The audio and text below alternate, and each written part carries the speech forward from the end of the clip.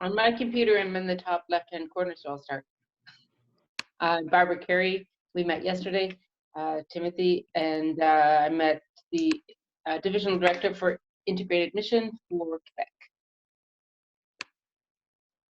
Okay, now my mic is on. Darius from Dawson Creek, BC, the Great White North.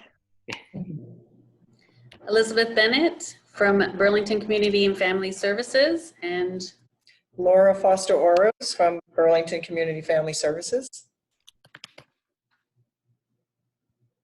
I'm Charlotte Dean from Swift Current and Maple Creek Family Services and Cohort. Okay.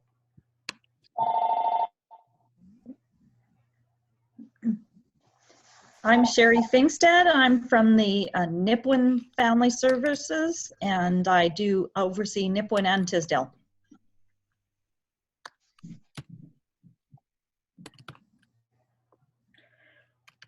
James, I think we might have a problem because another lady here from Swift Current is supposed to be in this, and she says, I'm here with a few others.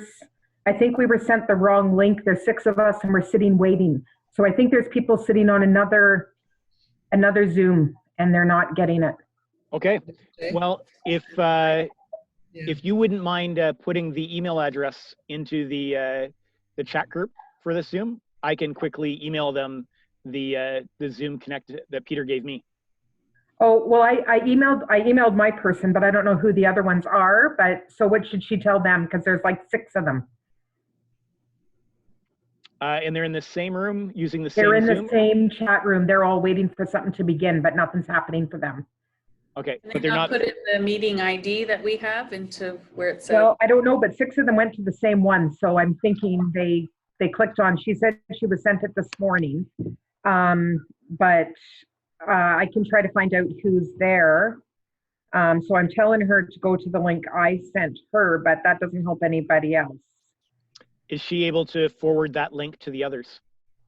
I'll ask her. Okay, go to the link I sent you. Can you give it to the others? Okay. Okay, we're seeing what we can do here. But yeah, just letting you know there's half a dozen people trying to get in. Thank you. Oh, yep. Okay. There's always a little bit of a last minute scramble with these things. So thank you very much for alerting us to that. Okay. Were they all different room IDs for each of the days? Like there was one yesterday, I guess there's one today. Are they different? They are. They're different numbers. Yeah.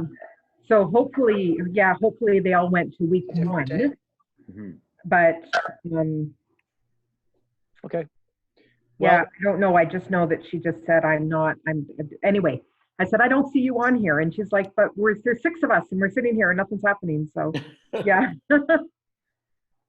and I don't think I have the connection for that one because Peter just gave me the Zoom connection for today. So if you wouldn't mind monitoring that for us and just interrupt Tim. I'll try to get you have an update. Okay. Thank you.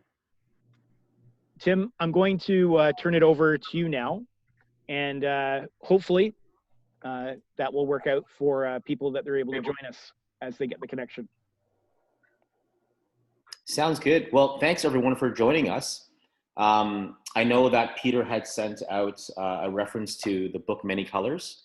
Whether you've read it or not, I mean, I will touch on it a little bit. I'm not just going to do a book overview of it. So if you have read it, hopefully it just won't be exactly what you've read. But at the same time, hopefully we can cover some of the themes that are on there, bridge off of it a little bit.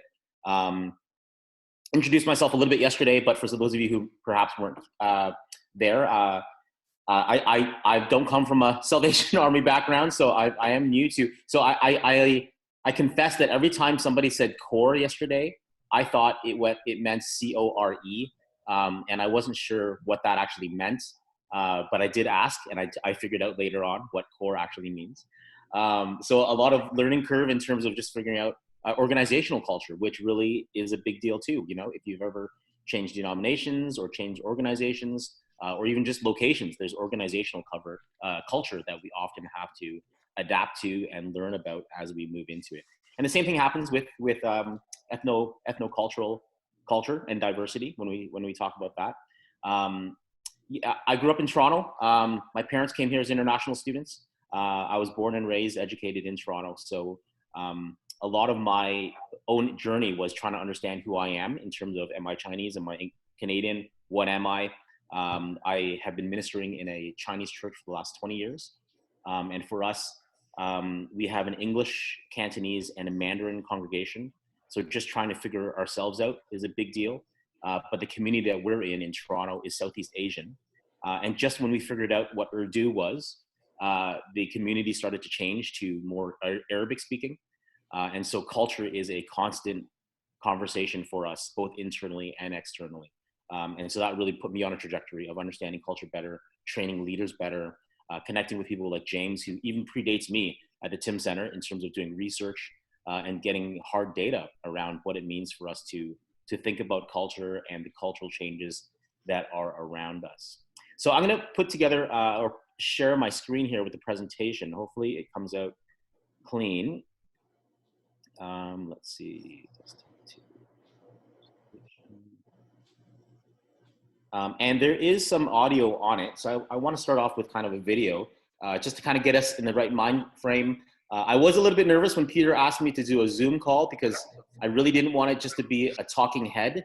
And for any of the leaders that I've worked with, I try to be as interactive as possible because I do find a talking head a little painful sometimes. So anyways, let me start off with a quick video. So hopefully you have some volume on whatever laptop you're at, and we can get this to work.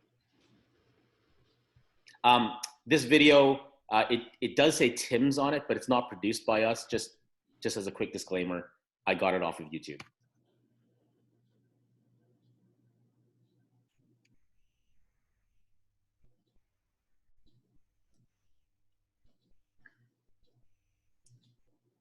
Oh, no video, no audio.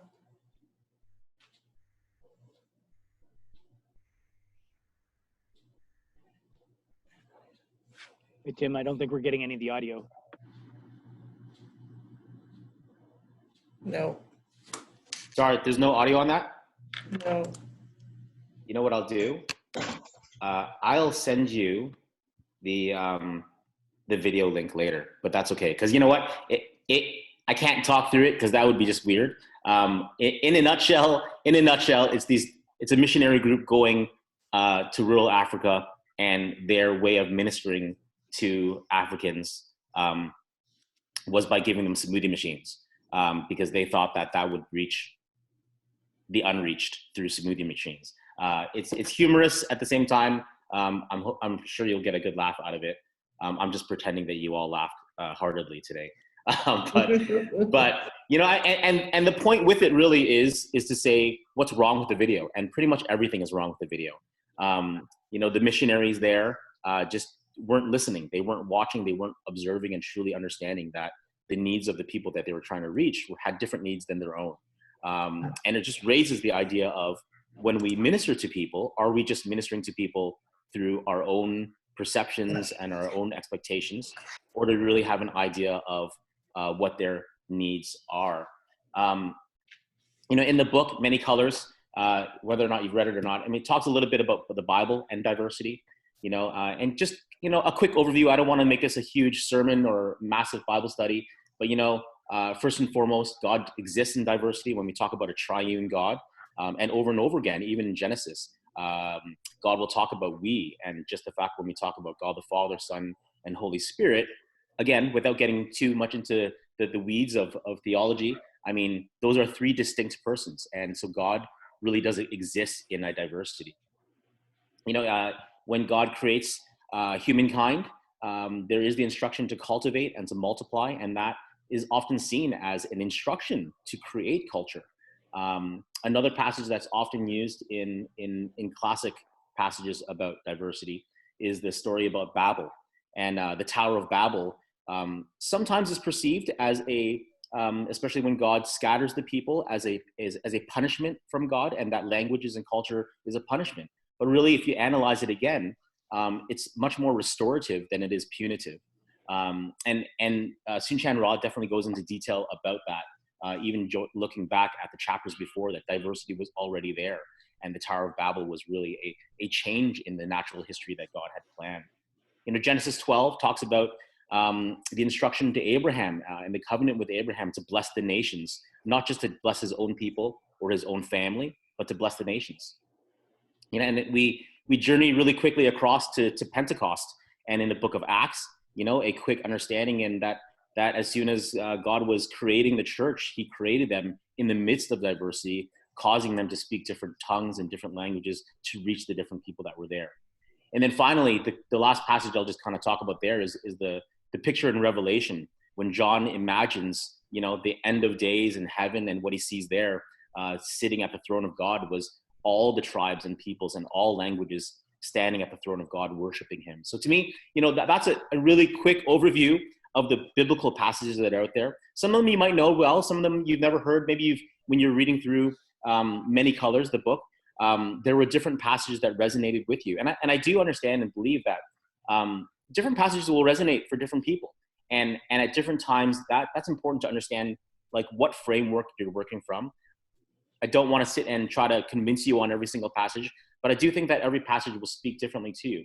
So here's a little bit of an interactive time, hopefully. Are you seeing that new screen there? Mm-hmm. So I don't know if you've ever tried Mentees before, and Mentees is just a quick interactive thing. So if you have another computer, or if you can do it on your phone if you want, if you can go to mentee.com, it'll ask for a code, and the code is 521428. And if you enter that code, you can vote. You can vote on which scripture speaks to you the most. So this is a little bit of interaction, whether it's a Trinitarian God, whether it's the idea that God's created us and instructed us to multiply and to cultivate, whether it's the passage around the Tower of Babel, like, which one really speaks to you when you think about diversity and informs you around this conversation? So take a minute there to get there if you can. And if you enter, there we go.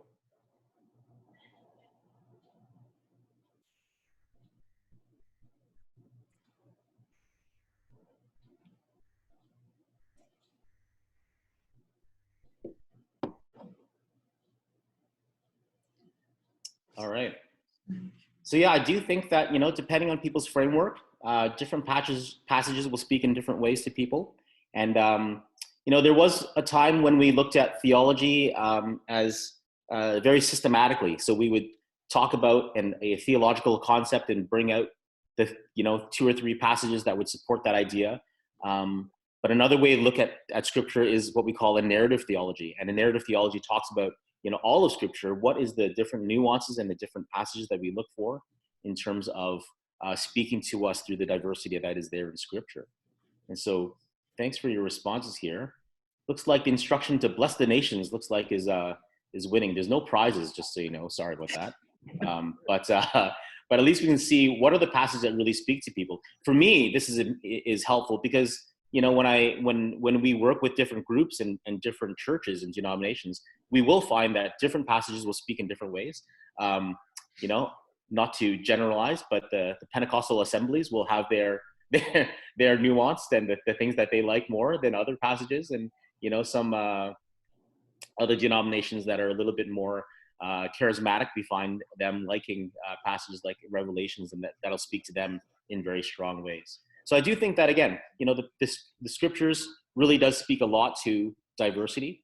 And if it's not just looking for it, but it is scattered all through the Bible in terms of what it means to exist in diversity, and that God calls us to be a people of culture. All right, I'm going to flip out of that for a second. We might come back to another mentee later on.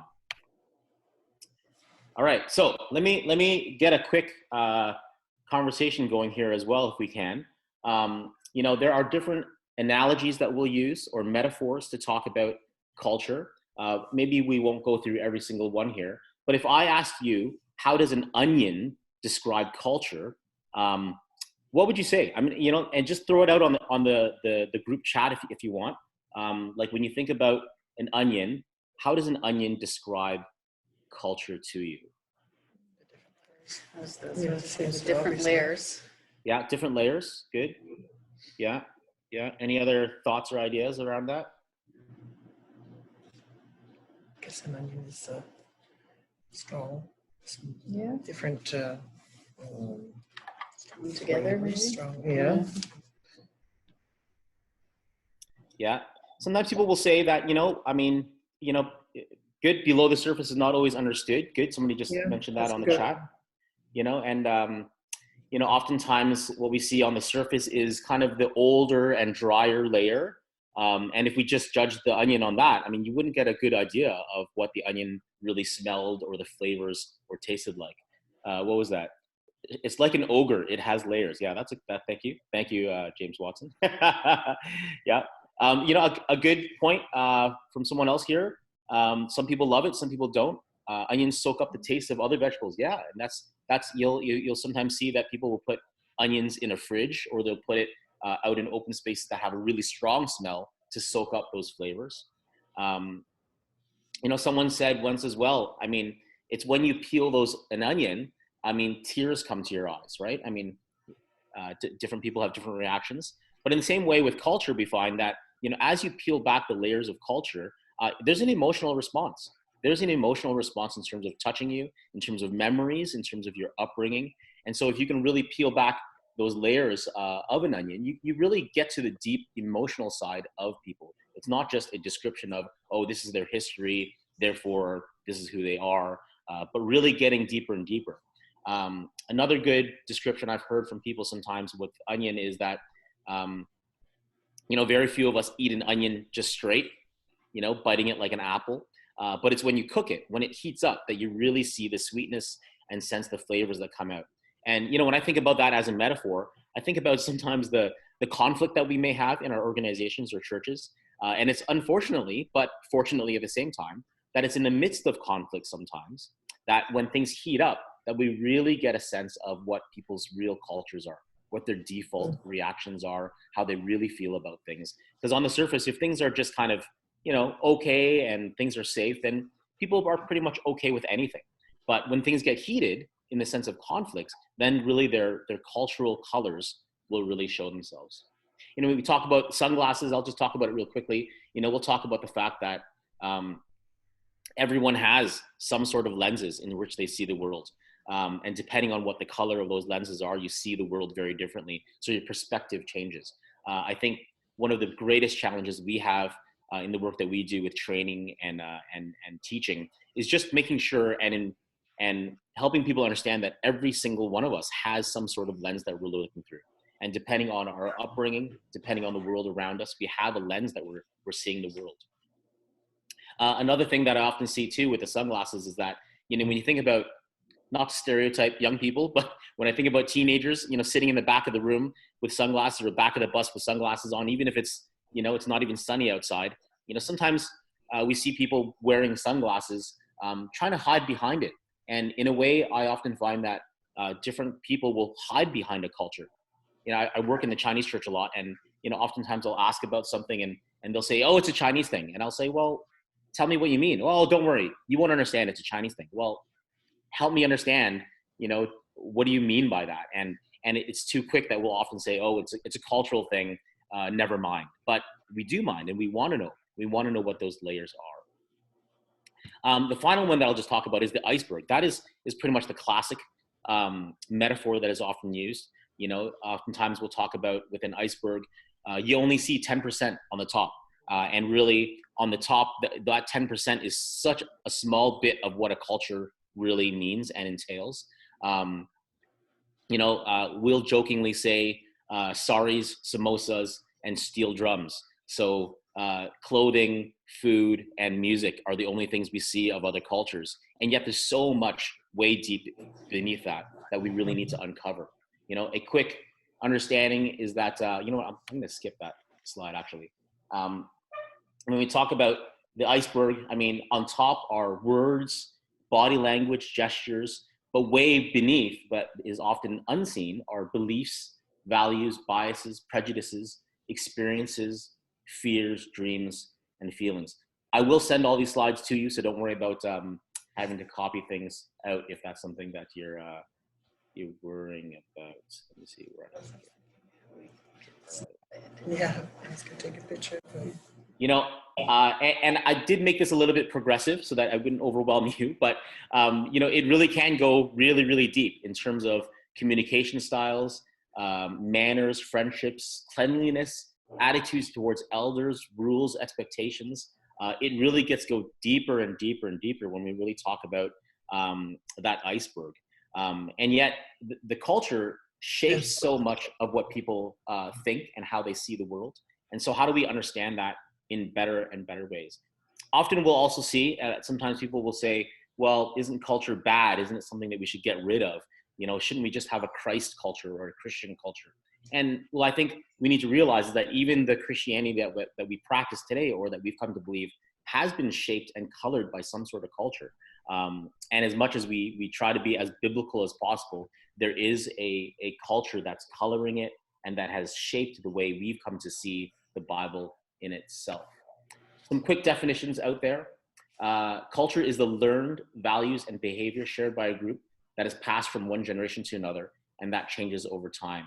So, you know, I like the iceberg analogy a lot as well, because for any of us who know and have seen icebergs, they not only exist, but if you've seen one, you probably aren't in the Arctic and you're seeing it move.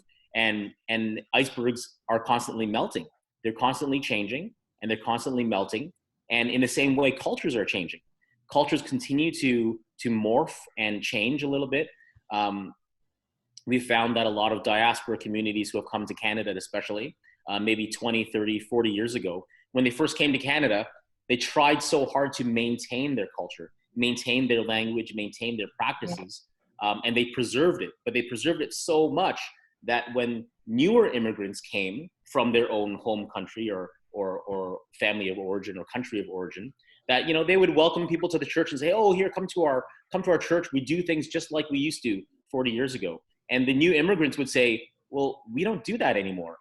We don't use that anymore. We don't do those things anymore because our culture has changed. You know, I think back even to my mom, who grew up in Taiwan, and she was educated there, went to university there. And in the last 30, 40 years, simplified Chinese has been much more popular. So the way they write Chinese has been completely different. So when I've gone back with my mom to Asia, she won't be able to read some of the signs because it's still Chinese, but it's a simplified writing style that is a little bit strange to her. And so we see culture changing, and we need to be able to adapt around that. Mm-hmm. The second thing I'll just note there is culture creates a sense of belonging and identity and provides stability and security for individuals in social relationships. And so we see the importance of culture, really bringing belonging, bringing a sense of self for individuals, especially as a group. We understand better of where we are and who we are by culture and how it shapes us. I was going to show another video here, so I will send out the link for it, or I guess it'll be in the PowerPoint slide, but I'll send a link for it as well. This video it came out last year when the Raptors, I don't know if there's any basketball fans out there, when the Raptors were in the playoffs, and the video is basically of the superfan Raptor. You know, the superfan for the Raptors is a Punjabi Sikh gentleman from Toronto who has courtside seats and has had courtside seats for literally the history of the Raptors' existence. And so what I love about the video, it's a Tim Hortons video, not to promote Tim Hortons necessarily, but you know, as it goes along, it shows him cheering for the Raptors. And what he says in the end is, you know, for the first time, the Raptors are taking center stage worldwide and people are watching the Raptors. And when they see the Raptors, they'll see my seat because I've had the seat since the beginning of the Raptors. But when they see the seat, what will they see? Will they see an Indian man? Will they see a Canadian? Will they just see a turban? What will they see? So I like that question in many ways because it really makes you wonder, well, what are we seeing when we see other people? When we see people of culture, when we see people who are different than us, when we see people who have different skin color from us. Research really shows that, you know, when we look at people, the things that we do see, skin color, gender, age, appearance, facial expressions, eye contact, movement, personal touch, personal space, and touch, those are all things that we immediately will see. No matter who we are, those are things that we see right away. But are we asking better questions to see beneath the surface? Are we being able to look beyond that and to build up the skills to ask better questions, even when we interact with people? Now, I mean, we could take a whole different tangent about unconscious bias. We won't go into that today, but that's a whole other topic in terms of what are the unconscious things that we're thinking about when we do see people, based on some of these things on the surface, and as well when we go deeper.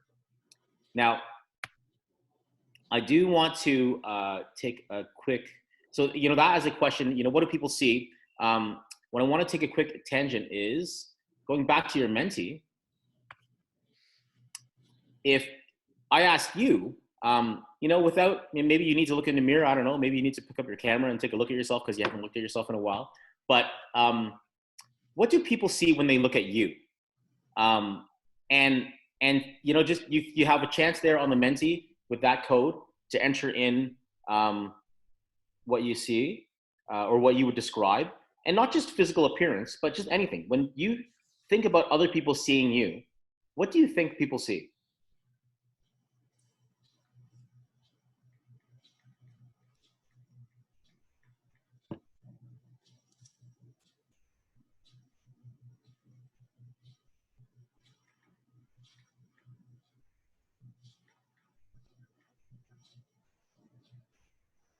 Okay. I don't know.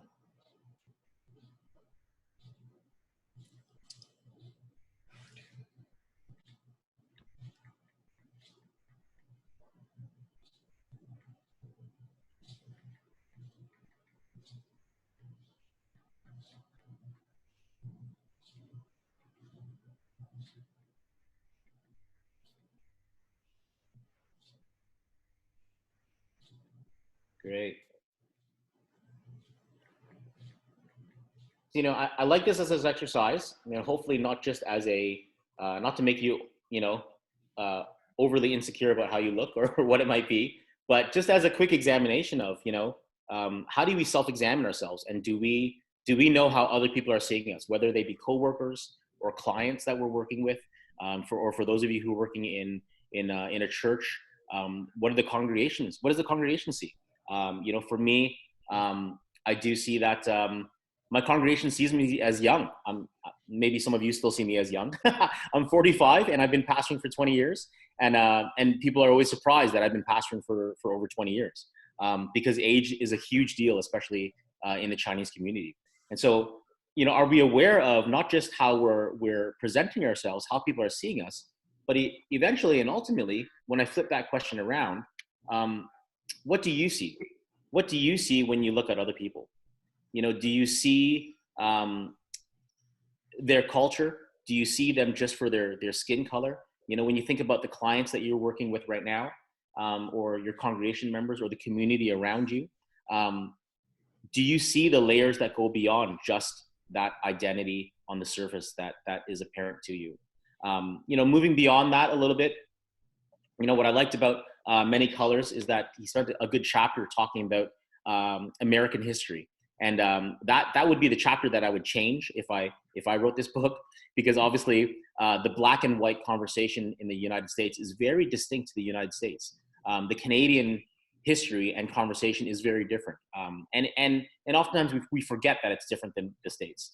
But for us in Canada, just looking back at the last 100 years, I mean, the history of Canada is really layered with different cultures trying to make sense of each other. Whether we talk about First Nations history and Indigenous history, we can also, of course, talk about US-Canadian history. I mean, Canada really is, going back a few hundred years, a country of people who didn't want to rebel or join the rebellion against the British. I mean, these were the loyalists and who wanted to stay loyal to the empire. You think about French-Canadian history, you think back to the Acadians on the East Coast, and what did it look like for the Acadians and for them to settle and to try to find home there. Just in the last 100-year history, Chinese history has gone everything from head tax to being a unwelcome people group to, I think about where I live right now in Markham, Ontario, and we're about 50% Chinese, not even just 50% visible minority, 50% Chinese, because that's just where we are. You know, we think about Punjabi history, you know, right now with some of our politicians who wear turbans, but Punjabi Sikh history goes back about 100 years in Canada. And do we understand what that looks like? You know, there's Japanese history, and even when we think about Irish Canadian history, there's something to be said about that. And do we understand what that means? Getting some good thumbs up there. You know, do we understand people's history as they've come to this country, and then their own history from their land? You know, another book that I might reference at some point is a book that came out last year, InterVarsity Press, called The Minority Experience. Again, it's a little bit American in terms of its perspective, but I like the fact that it's showing what are the feelings and sensations that people have, especially coming as a minority, joining an organization, joining a larger dominant culture, and how do they make sense of those things as they move forward. I have just a few more slides I'm gonna try to get through. Oh, you know what? I'm just gonna land on this last one. In the bigger picture of things, when we talk about culture, this does join the conversation of diversity and inclusion. I'm not sure if Salvation Army has a D&I department, but a lot of organizations are having more and more departments of diversity and inclusion. And typically, you know, in this field, we'll talk about diversity as the noun, that the unique characteristics or differences that each of us have, that really there is diversity everywhere. Any group of people will have some sort of diversity. You know, of course, depending on where you are, whether you're in the East Coast or West Coast, it'll change, or depending on the neighborhood or communities, rural or urban, those things will change. But there is diversity no matter where you are. And it may begin with just gender diversity to ethnocultural diversity. But then when we start talking about inclusion, inclusion really is a verb. It's the welcoming and embracing the strengths and differences, encouraging involvement, and providing equal access to opportunities and information. And so finally, we talk a little bit more about engagement, emotional and intellectual commitment to the organization or a community, measured by promoting the organization, staying and striving and thriving to do one's best to make the organization the best it can be. And so I like the contrast there, that diversity is the noun and inclusion and engagement is kind of the verb.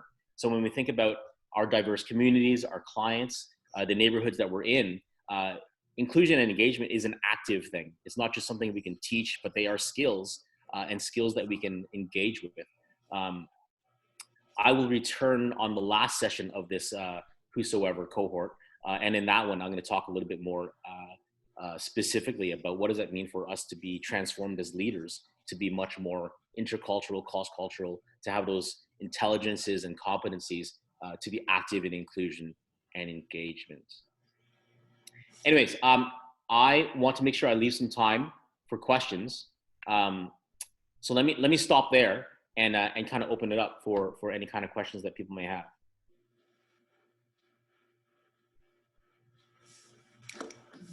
Now, James, is the best thing just to open it up audio-wise, or have people in the chat put in their question, or what's ideal here with a group like this? I think we can go either way. Like, our numbers are getting to the size where it can be hard to have a whole group chat audio-wise, but just please, whichever you feel most comfortable. If you would like to either ask Tim a question verbally or print a question into the chat. We do have some people who are joining us by phone, so we want to have the audio option available as well.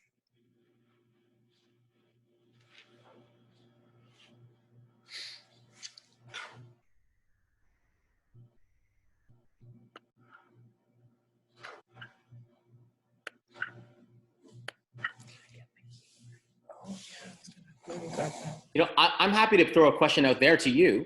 Maybe in the context that you're in right now, I mean, again, either by chat and written chat, or if you want to just say it verbally. I mean, what is the cultural diversity that is starting to emerge around you? I think Barbara was talking about in Montreal, the Montreal Citadel, with a Spanish-speaking community being very, you know, being very lively and being a part of the fabric of the community there, which is amazing to hear. But in the areas that you're in, and people are here across the country, what's the ethnocultural diversity that you're experiencing or observing or seeing around you?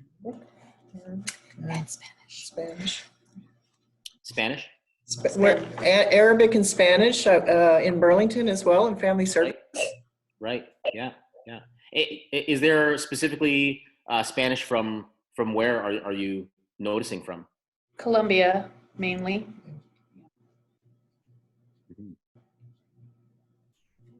Yeah. Somebody just mentioned the Filipino population is increasing, and Syrian refugees as well. Some people won't sometimes realize that one of the largest Filipino communities in Canada is actually in Winnipeg. And we knew that as soon as they opened the first outside of the Philippines Jollibee. Jollibee is kind of like McDonald's in the Philippines, and people will line up for blocks and blocks, and Winnipeg had the first one.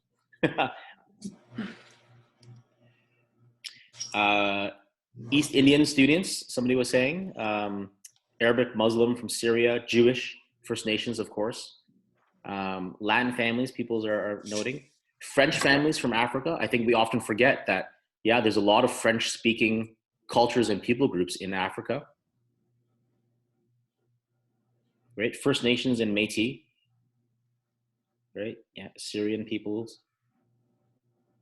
Great.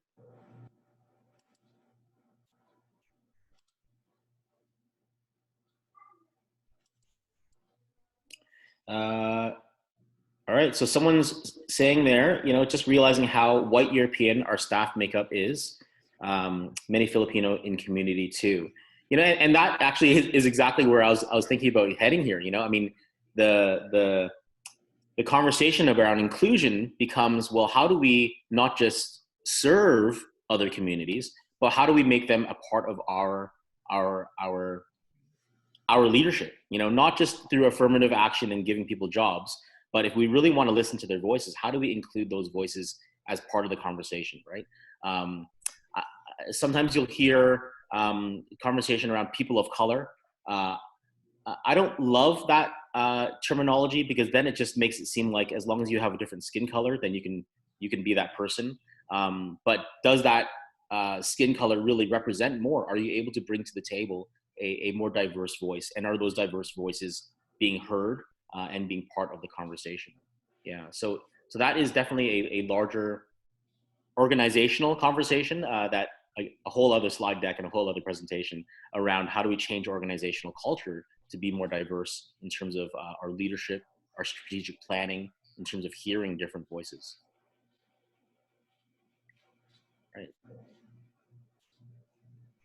All right, so I think Jane just wrote that in Calgary that they are the only one raised in Canada, which is neat to see. To see the change in leadership and in staff, to have it at a point. If we had another hour, I'd probably start asking, like, for those of you who are having more diverse leadership, how have you seen that change leadership structure, leadership decision making?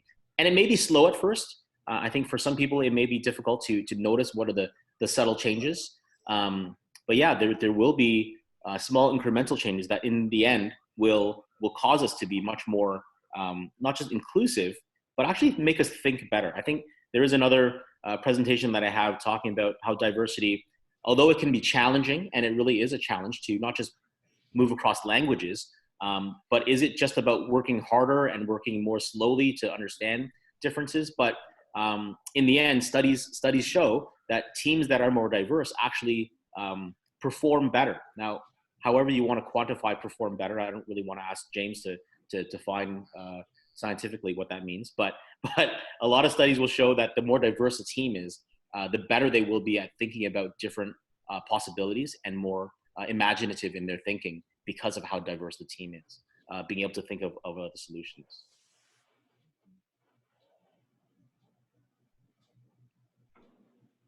Any other questions from you that kind of come to mind as we think about these things? And it's obvious that people are experiencing a lot of diversity around the community and clients, Nigerian families. Somebody just stated there, I didn't see.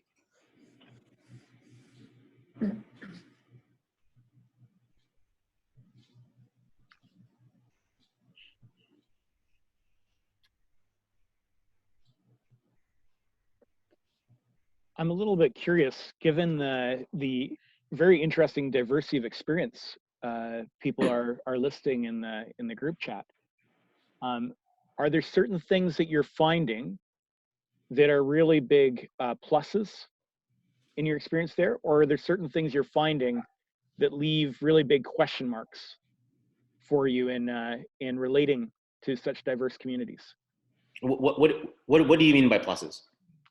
Well, something that surprised you in terms of, or just you observe, is something that works well, that has been really beneficial in some way. Are you talking about best practices or outcomes? That's a good question in terms of clarification, but I would be interested in hearing either at this point, right? You folks are sort of at the beginning of a journey in working through this whosoever theme over the course of a number of weeks. So I'd just be curious in hearing some of what that experience has been like. Mm-hmm. Mm-hmm. Yeah, and this is to everyone, right? That you're asking, James? Yeah, like what have people experienced? Well, I'm new to family services in Burlington. I started as the kettle coordinator, and I'm now program coordinator. And I'm having the opportunity to meet with the community. And if I were to start by talking about the kettles, some of the response from the volunteers, I would ask, how is it going? What are you finding? How's the community and experience that you're having? And there was a good percentage of people saying, you know, why aren't we represented by, and this was a white gentleman, why aren't we represented by a diverse culture on the kettles? You know, everybody kind of looks the same. And I thought that was a good question, and I thought about it and came back. And conversations I started to try and have sort of icebreaker conversations, to commonalities with people, to open up discussion to see whether or not they could be of interest in doing something else with volunteering and so forth. And so that's something that really interested me. And so I'm really wanting to find commonalities so that I could start somewhere and expand knowledge, cultural knowledge and share that with all the volunteers. And so that's where I'm stuck at the moment, and hopefully we'll learn more as we go along. I don't know, did that answer anything, or was that a good statement? But that's what I'm finding right now for myself. To me, that sounds like a very real situation, and beneficial to have some of those out on the table for a group like this, where you saw in the chat list how many different kinds of cultural scenarios people are relating to across the country. And when you have access to resource people like Tim, that sounds like a great thing to throw out on the table and see what people say. So thank you.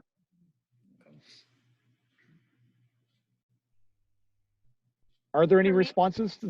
I don't want to cut off someone else who has a story, but I'm just curious as to whether or not there's any immediate responses to that question of what does it mean to increase the diversity of the volunteers who are participating. Having a conversation, I think, with someone from another culture, it might just be that they don't understand. Sometimes they have a perception of what the Salvation Army does, and if they see culturally, or the majority of them are Caucasian individuals, maybe they just don't think they're needed, or they assume, unfortunately incorrectly, that, oh, well, it's taken care of because all these Caucasian people are doing it, as opposed to having a conversation, go to a cultural community center and talking to them about what the Salvation Army does. And showing them that they're across the world in many countries, that it's not just Canada or the United States, and that, you know, and inviting them maybe to even volunteer at the kettles more, you know, and getting them out there with us, whether it's kettles, whether it's another event, and actually inviting them out. I think that's the key. It's funny because I also started as the kettle coordinator, and now I'm the community ministries manager. And so I go out to various organizations and I talk to them about how they can participate. And when I was the kettle coordinator, all the staff were Caucasian. When I actually started as picking up money, all the staff were Caucasian. When I became the kettle coordinator, I specifically hired people who spoke different languages, because in Calgary we have a lot of different languages, and I wanted to be able to phone a lot of people and speak their language. So I specifically looked for people who spoke different languages. And now at the kettles, we see a plethora of cultures out there helping us. And I think a lot of it has to do from leadership and what your own beliefs are about including everybody. Mhm. We've done things here at our ministry unit just to try to make them more comfortable, such as even in our food bank, because of we have a high intake of Arabic speaking people and Spanish. On our food shelves, we do have Arabic, Spanish, and English writing. So even some of our pamphlets, or around Easter time when we have a write-up, we do it also in a couple of different languages, and it is received very well. So I think continuing to do that is also extremely important, from what we've seen anyhow. I think getting out there, as somebody had mentioned, and just, it was interesting coming in again as a first-time coordinator. The director and I went to a Rotarian meeting, and he got up and spoke about the Salvation Army and what we do, and everybody, and this is a great group of folks that have helped us on the kettles, pickups and drop-offs. They were all like, oh, I didn't know you did that, or I had no idea. So it was quite interesting to hear how so many people don't really know what we do. So it was an opportunity to maybe expand and include people in common ground, right? So more communication for sure is needed. Just probably taking the conversation a little different direction and just personalizing it for me where I am right now. I got transferred here to northern BC from Toronto, where I was in ministry with spiritual care, which we were very multi-faith, very multicultural. And coming to the small town, I'm struggling with, and this is more internal than external, being an officer as well, being the clergy, pastor of the church, with our people being what I would classify, I guess, and this is my bias, being very narrow-minded. And so integrating the mission, I guess my goal is, how do we integrate the mission so the church is not seeing social services totally separate from the mission of the church? And because, like I said, and I find that so difficult, and that's, again, my issue, because I come from a very, transferred here from a very multicultural, very multi-faith, where it was very in your face kind of thing. And now I'm struggling to, how do I marry that? How do I get to church, integrate it within the social realm, recognizing the difference of culture and faiths and so forth. So hence the reason I'm attending this.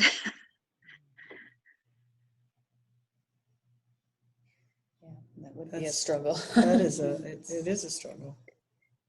Yeah. What I've found as I've visited across the country is that for many places that integrated word has become very much a buzzword, because so many people are thinking through, like, what does it mean for us to have good relational connections across the different parts of the organization? And so I think that's where that cultural awareness and developing of cultural understanding and ways to, even just the ways to develop it, as Tim has sort of alluded to in some of his presentation, seems to be so huge, because it affects how we do relationships. And it's a good journey that you folks are on that way in terms of exploring that more deeply. I'm very thankful that you're doing that.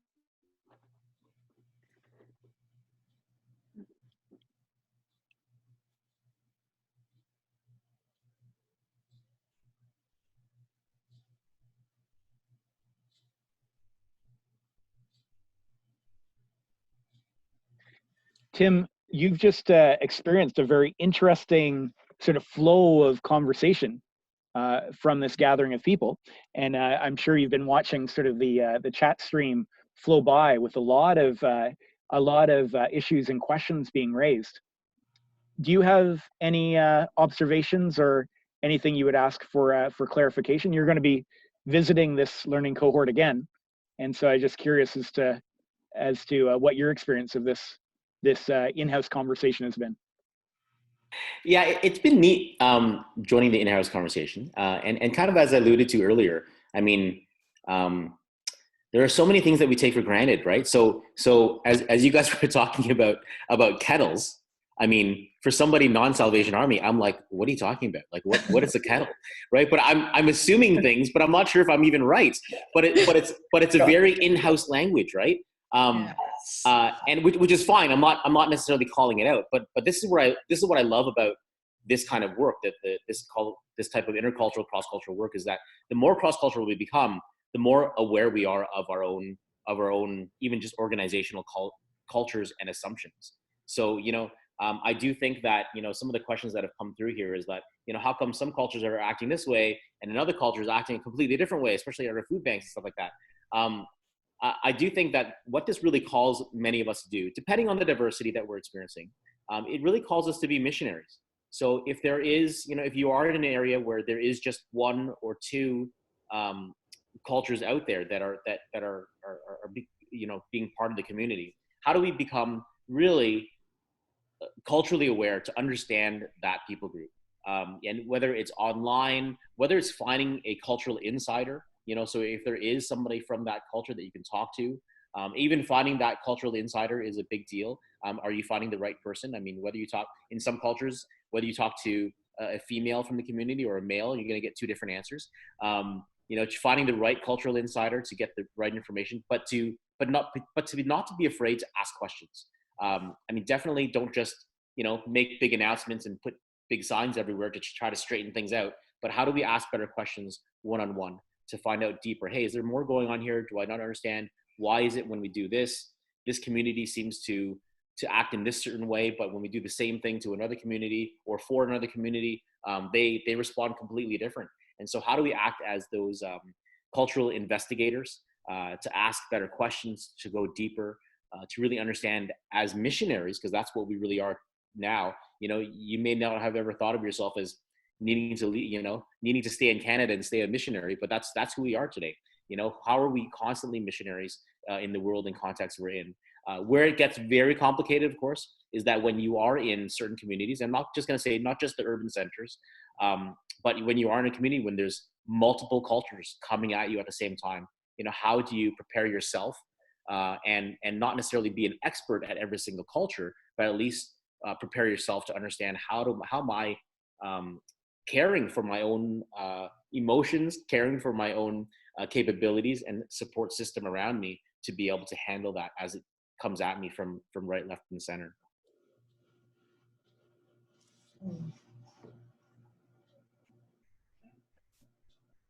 Thank you, Tim. We've been together for about an hour now. Tim, how much time do you have for us today? I have a few minutes, but I do need to get going pretty soon. Yeah, if people want to stay on longer, I can stay on for a little bit.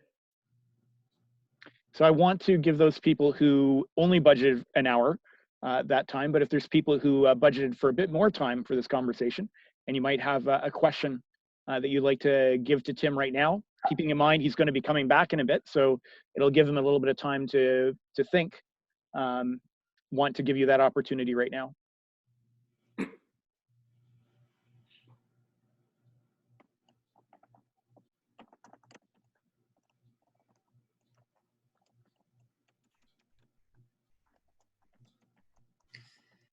Okay. I think I'm okay. Yeah. Thank you, and we'll see you next month. Okay. Thanks.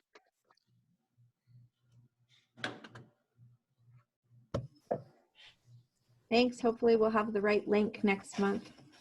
I hope so too. Thanks, Jane. Bye.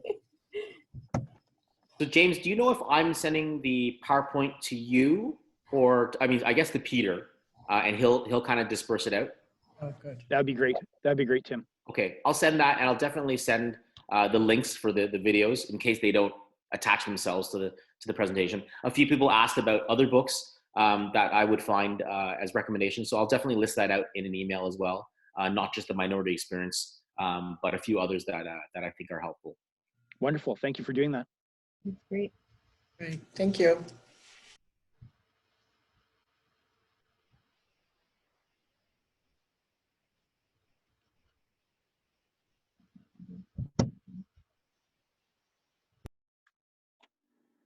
Ooh, heavy question there from Sherry. What a way to end off our time here. Ideas on combating racism. You know, all I'll say there is that yeah, I mean, racism definitely pulls you on a specific spectrum in terms of people's perceptions. A lot of forgiveness needs to happen. We're just starting a conversation around peace and reconciliation, and realizing that reconciliation is such a journey in terms of helping people, not just individually, but collectively understand how do we reconcile in ways that are edifying and not just saying sorry. You know, we've been hearing more and more that you know, as the Prime Minister's office has gone around the country to say sorry to our First Nations and Aboriginal communities, Aboriginal community has said, we don't care what you said, because how do you understand our pain? And this is where I really feel like, you know, how do we embrace some of our diaspora communities in Canada who they themselves have experienced pain overseas?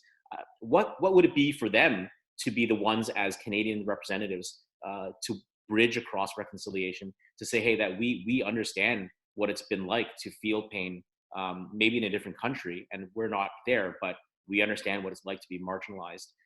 And that even just as a beginning step towards, you know, breaking down a lot of walls, breaking down a lot of wrong expectations and baggage that a lot of us bring. But yeah, that's a whole field in itself. How do we reconcile communities that are broken?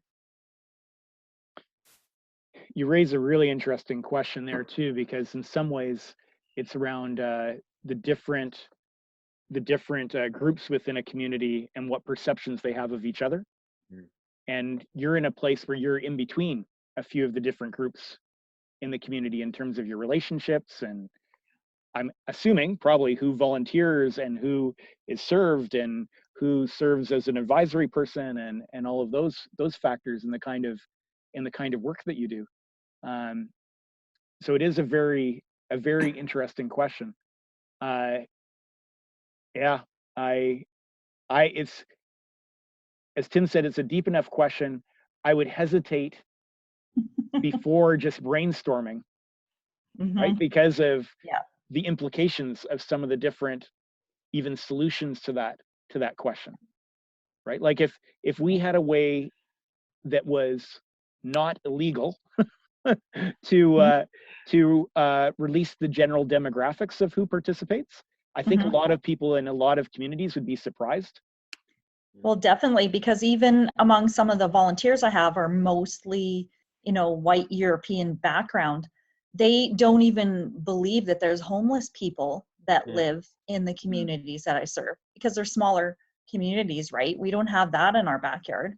You know, it's even hard to convince them because it's hidden homeless, you know, and they all think it's only one racial group, and it's not. It's across many, whoever is living in the community, it's across that. Like, it's such diverse people that come into food bank, and the volunteers sometimes don't believe that, you know, they don't believe that that's happening in their backyard, which, you know, it is.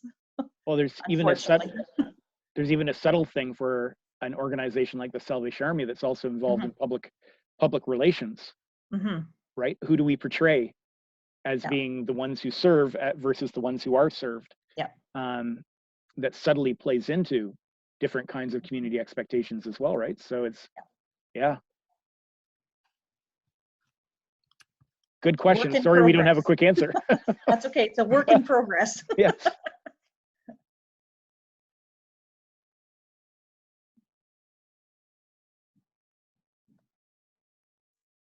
Well, thanks so much. I got to get going, but thanks so much, and we'll see you all next month.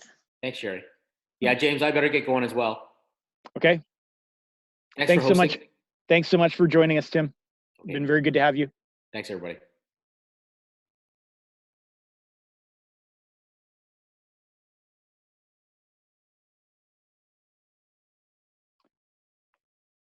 So I still have Allison on the screen. So I don't know, Allison, if you're there, but I'm going to close up now and hope you have a great month. Bye for now.